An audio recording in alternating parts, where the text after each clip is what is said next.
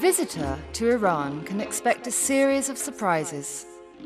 The dramatic natural beauty of the country and the reflection of such beauty in Persian art, where the rendering of detail seems never-ending.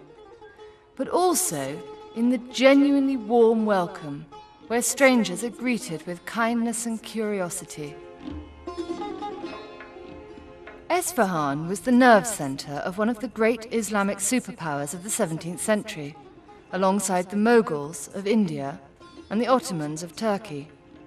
The Safavid dynasty of Iran not only laid down the foundations of the modern state of Iran, but left an extraordinarily rich legacy of art, architecture, and culture. This is a place for appreciating sophisticated and historic culture, for sightseeing and shopping, and maybe, best of all, sitting in one of the many tea houses or chaihanes and drinking tea and chatting. His parents are visiting, and you're just pretty fresh here, aren't you? Esfahan's absolutely super, and I probably won't like Yaz nearly as much, but you will actually. It's very different. I really do want to go to Yaz because I'm fascinated by the flurry of diplomatic activity and the surge in trade along the Silk Route during the Safavid era was not least driven by the desire of Europeans to buy the exquisite silk cloth and other goods that to some degree are still produced here today. Shah Abbas wanted to see the best possible handicraft or art in general in Isfahan. And there's always something new to learn in Isfahan. If you go through the main corridor of Bazaar, you find new caravanserais, new madrasas. And especially the bazaar in Isfahan is, bazaar is considered as a creeping and crawling phenomenon. It finds its way. And I think the most authentic bazaar in Iran, in actually many ways, is Isfahan. But other than that, are you happy with the hotels that you stayed in? Satisfactorily comfortable and yeah. Certainly the one here is luxurious. Yes. Yeah, very luxurious. No complaints. No. Because it helps, doesn't it? You get a good night's sleep. Most definitely. Yes. I mean, every hotel we've stayed at has been very comfortable, clean. Good. Does it help when you're staying in Iran, if you're staying in an interesting hotel or a comfortable hotel? Does it make a big difference to you? Yeah, it does. It definitely makes experience. You've got the heritage. You feel you've got some contact with Iran's history and the Persian side. The Abbasi Hotel is the most famous hotel in Iran. Its delightful garden in the courtyard full of flowers and fountains is a relaxing retreat from the surrounding city. Massive bridges cross this lovely river that runs through the city, and many date back to the 17th century. Not only functional, but beautiful to look at, they're a favourite place for Esfahanis to sit and relax in the evening.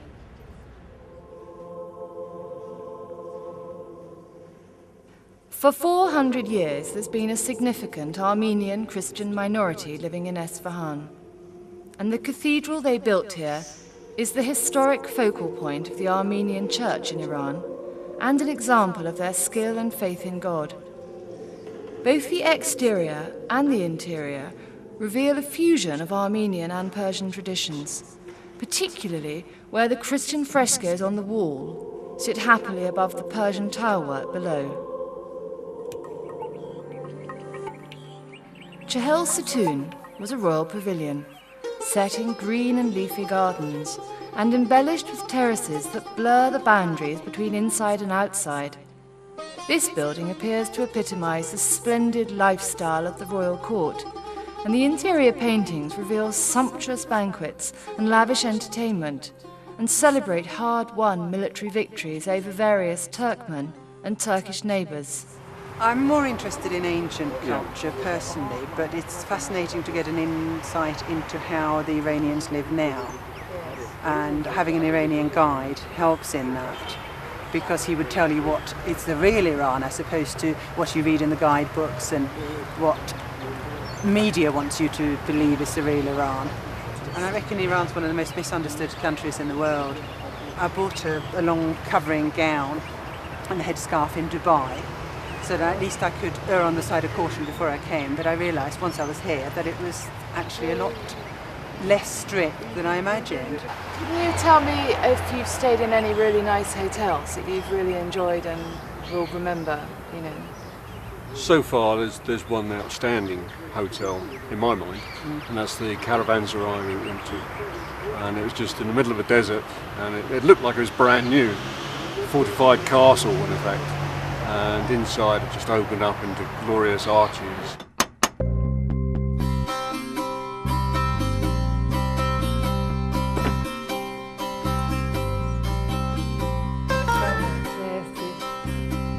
Wow. Well, we're all quite excited to be here because this, to my knowledge, is the first original Shah Abbas caravanserai which has been meticulously restored and is now used again somewhat close to its original purpose as a hotel.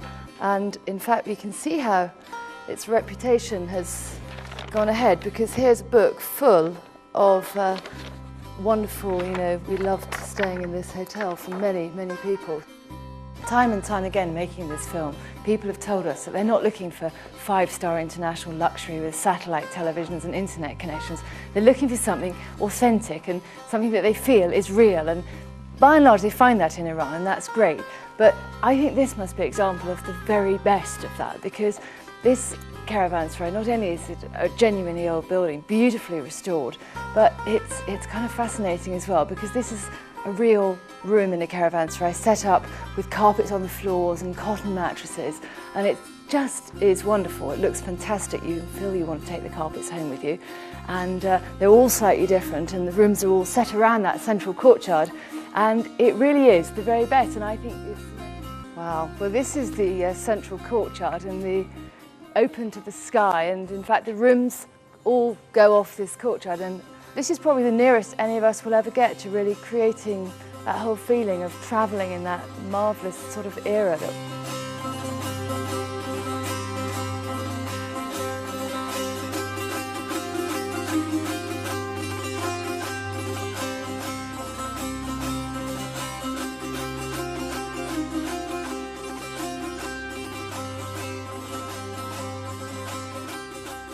Ancient villages dot the landscape of Iran, where time passes more slowly than in towns. And now often they're lived in only by a handful of old people who tend their crops and still live a seasonal and traditional life.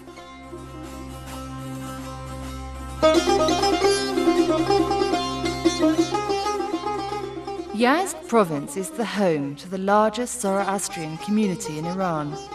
These followers of Iran's pre-Islamic religion are the guardians of an ancient heritage, whose symbolic presence is everywhere in Iran, from fire temples to the many non-Islamic festivals that are celebrated by nearly everyone, particularly the Persian New Year and the Midwinter Festival of Yalda on the winter solstice.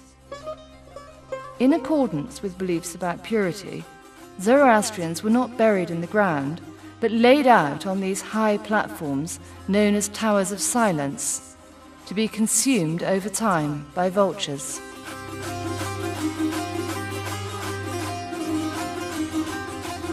Situated between two deserts, Yazd is a distinctive and ancient city with a fascinating network of alleys and wandering bazaars.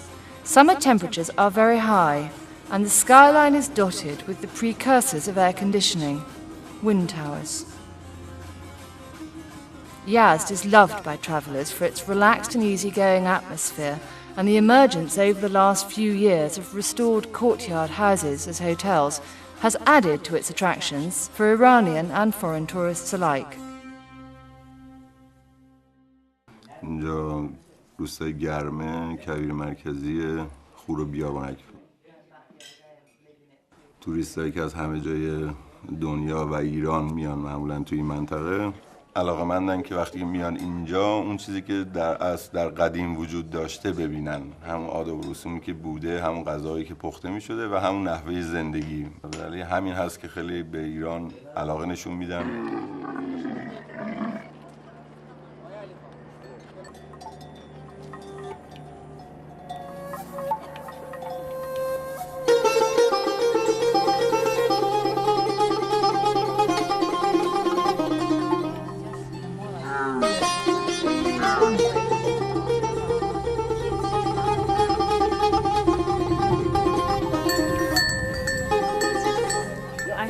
enjoy it very much. It's something special, especially the children. I think this is a real part of Iran. Is this the image you had in your mind of Iran, do you think, before you came? Never, No? never. We never expect like this. Iranian people are so friendly and heartwarming, just welcome everywhere. And also just look at this nature. This is just wonderful. When we thought about Iran, we always thought like only stay in one place. Yeah, yeah. But it was the opposite. Yes. Uh-huh, And travel totally. is quite easy, isn't it? Yes, quite It easy. I is. mean, It was even quite there's some easy. difficulties in the language, but people try to use the body language, and they really helpful people. Yeah, we managed. We managed to go wherever we want to go. Would you like to do a really long trip? The lonely and pristine environment of these vast deserts has made them a daunting challenge to travellers and Iranians alike. Yet it's the diversity between landscapes, people and culture that makes this country so interesting.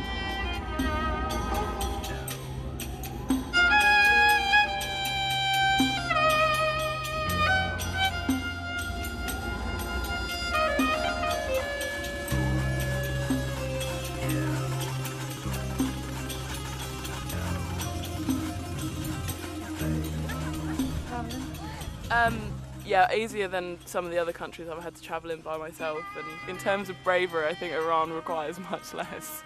The Iranian people are really easy to get on with, and they're really easy to talk to, and they're only too happy to extend their hospitality to you, which is something that's rare for us Europeans. And I think that the one overriding memory that I'll take away from Iran is the kindness and the hospitality of the people there. I think it's great. Well, it looks like snow, but it isn't. It's salt. A dry salt lake desert on the edge of an even bigger desert, and one of many salt lakes in Iran. They're fun to come to, although they are effectively devoid of life. But of course, when it rains, suddenly and momentarily, they become lakes again. If you want to really learn about ancient culture and about history and about the civilization that's gone on for centuries, then Iran is the place to see that.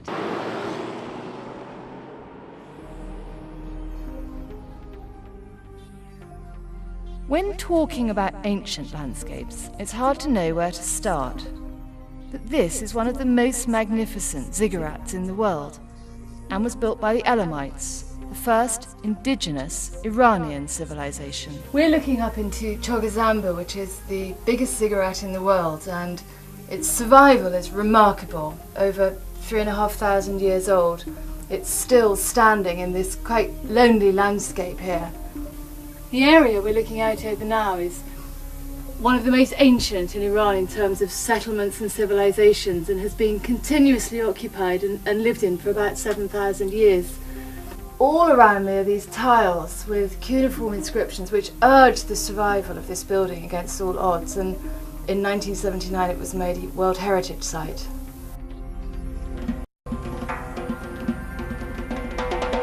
The stories of Shahnameh by Ferdowsi blend history and myth, and have been popular and patriotic entertainment for generations of Iranians. These epic stories are still well known and used to be told aloud to audiences in tea houses, where the walls would often be decorated with scenes from the book.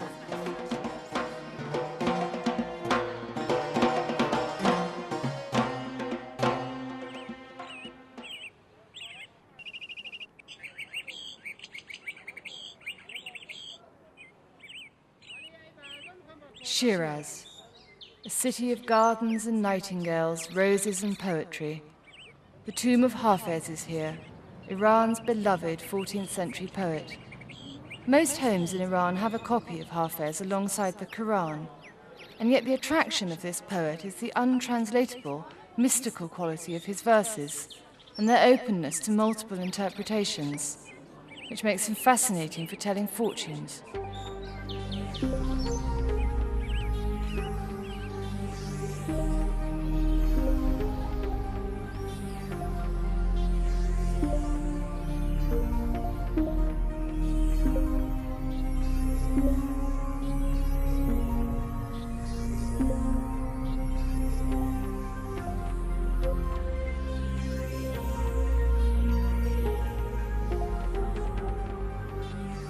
Shrines and mausoleums differ from mosques in that they're popular places of pilgrimage for Shia Muslims who come to pray directly to these descendants of Muhammad.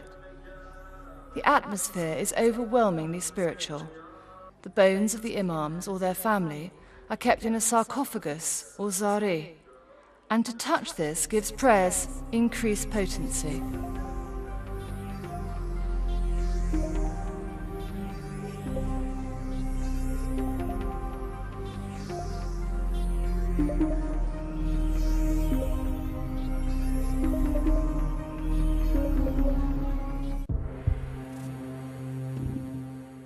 The countryside surrounding Shiraz has an ideal climate for living outside and has long been the home to various pastoral nomads whose way of life, sadly, is becoming an anachronism in the modern age. However, we've come and are spending some time with a couple of families of Qashqai nomads and hoping to find out a little about the way they live. میتونی برایم توضیح بده درباره این زندگی شما هستین این چیزی ها روز توضیحی که هیمه یاریم او یاریم بکن تمناری بفی دوی زنیم درفی شوریم ممون ردی کنیم کارمون همینه.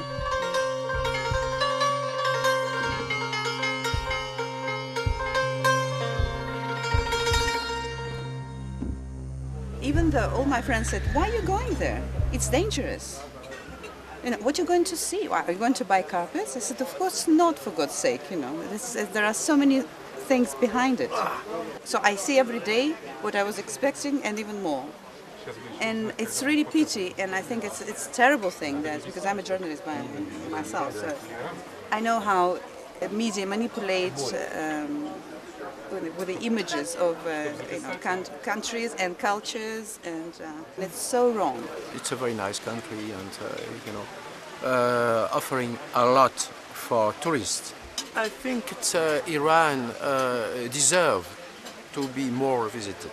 In Isfahan is the nicest city. I think it's one of the nicest cities, and I like the north part of Iran too. What do you think of Shiraz? I like it very much. It's a very nice city. Yeah. What do you like and about it? The best one is Persepolis. You've been to Persepolis? Yes. Oh, 3 times.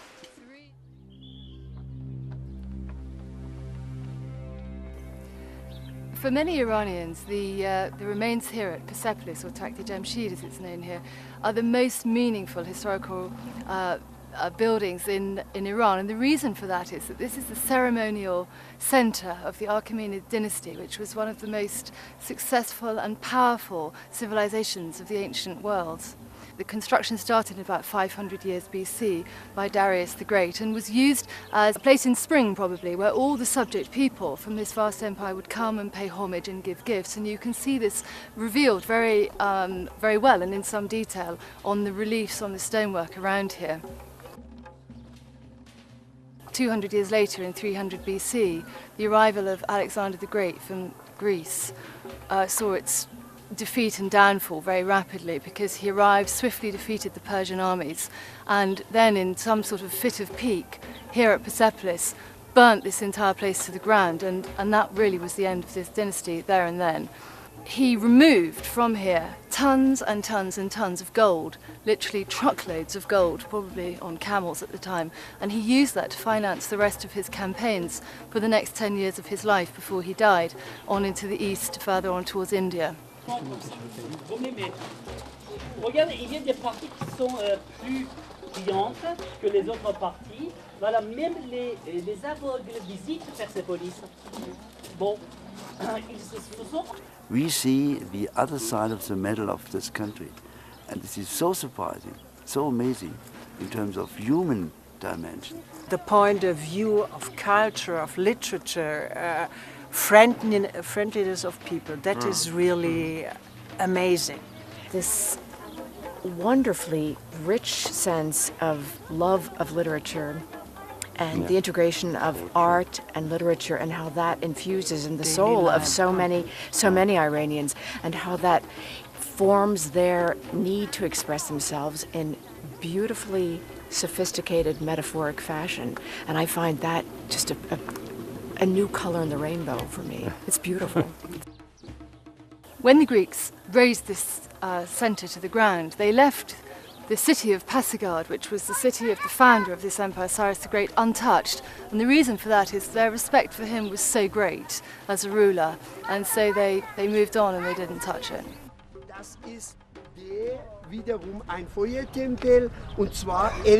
For us, it's the basis of our culture in Europe. Yes, it is. And if you are interested in history, then you realize that things that have passed here, history and all these monuments have to do something with us. After death, the bones of the Achaemenid rulers were placed in these rock chambers high up above the ground, after they'd been picked clean by vultures. The abstract concepts of heaven and hell were developed by Zoroastrianism, and consideration for nature is central to the religion, with importance given to earth, fire, wind, and water at different times of the year.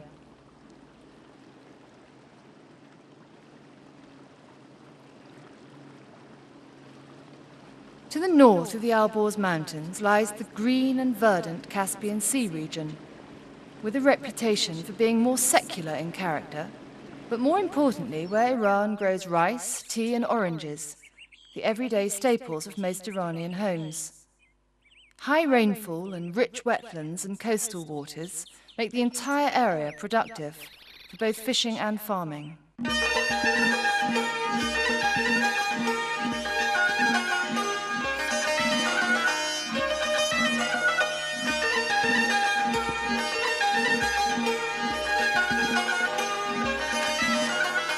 We're just outside the town of Lahijan in the Caspian coast, which is the centre of Iranian tea industry. And as you can see, it's very, very green and it's hot and it's humid. And the Caspian is really, I think, the Iranians' favourite place in the whole of Iran to come on holiday. Marseille is one of the UNESCO World Heritage Sites in Iran. A little village perched up on a hillside surrounded by jungle, which is a Persian word incidentally, or forest, and often snowed under in winter, but warm and sunny for the rest of the year, and it's still very much alive and lived in.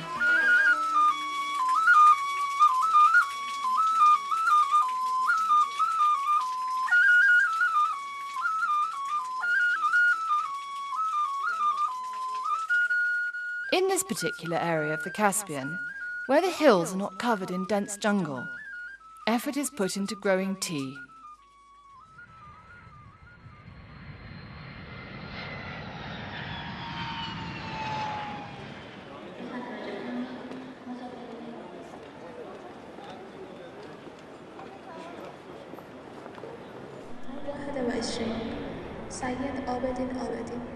Whole tour on bicycle. Whole tour. Around the world. 16 months.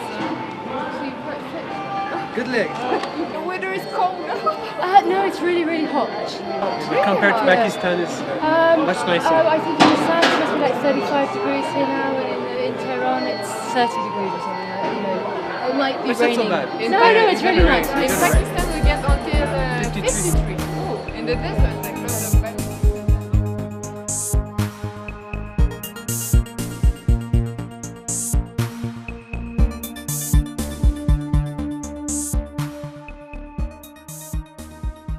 Tehran is an intriguing mix of traditional and modern, a vast city which has crept up from the south into the foothills of the Alborz, where orchards and old villas jostle for space with shopping centres and smart restaurants. There are plenty of ways to avoid the heat or the crowds, either in the many parks or by hiking right out of the back of the city up into the mountains, which many people do every weekend.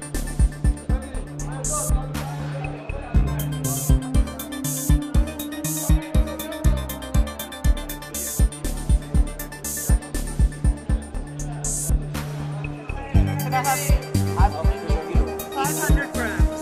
So what are these? These are 5,000 kilos. Looks like somebody's bottom, doesn't it? What do I have? doing it for her husband. Thank you.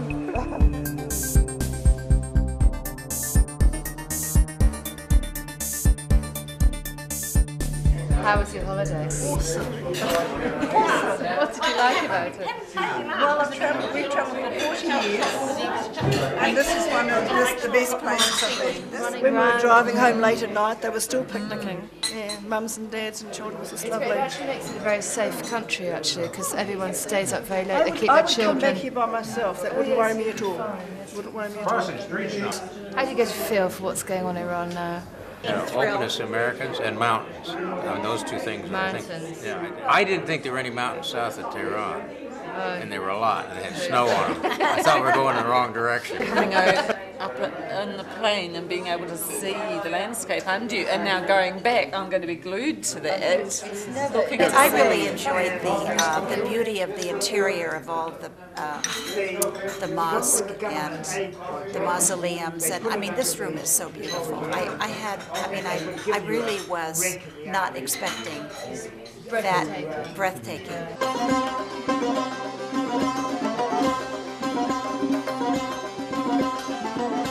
To go just a little further away from Tehran takes you to Mount Damavand, the highest mountain in Iran, whose dramatic beauty and snow-capped peaks have been the source of inspiration to generations of artists and poets. ای گذشته از فراسوی زمان ای ستون سربلند